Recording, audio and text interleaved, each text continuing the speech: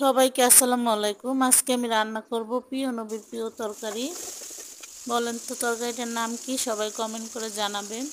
তো প্রথমে আমি ডাল ভিজিয়ে রেখেছি, মুসুরি ডাল আধা ঘন্টার মতো। এখন ডাল আর তরকারি আমি একসাথে মশলা দিয়ে কষিয়ে নিব। তো অল্প পরিমাণ পানি দেব, বেশি একটা পানি লাগবে না। অল্প পরিমাণ পানি দিয়ে ভালো করে ঢেকে দিব। ঢেকে দিলে অল্প সময় হয়ে যাবে। এভাবে রান্না করলে হয় কি, একসাথেই দোনোটা ডাল আর লাউ সেদ্ধ হয়ে যায়, আর অল্প সময়ের ভিতরেই হয়ে যায়, গ্যাস সাশ্রয়ী হয়, কালারটাও সুন্দর আসে। এই তরকারি অনেকভাবেই রান্না করা যায়, যেমন মাছ দিয়ে রান্না করা যায়। কিছু কিছু মাছ আছে রান্না করলে খুবই ভালো লাগে লাউ দিয়ে, আবার ডাল দিয়েও রান্না করা যায়।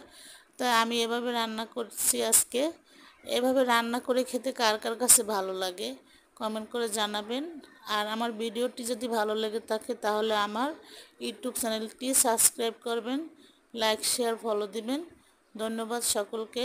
আসসালামু আলাইকুম।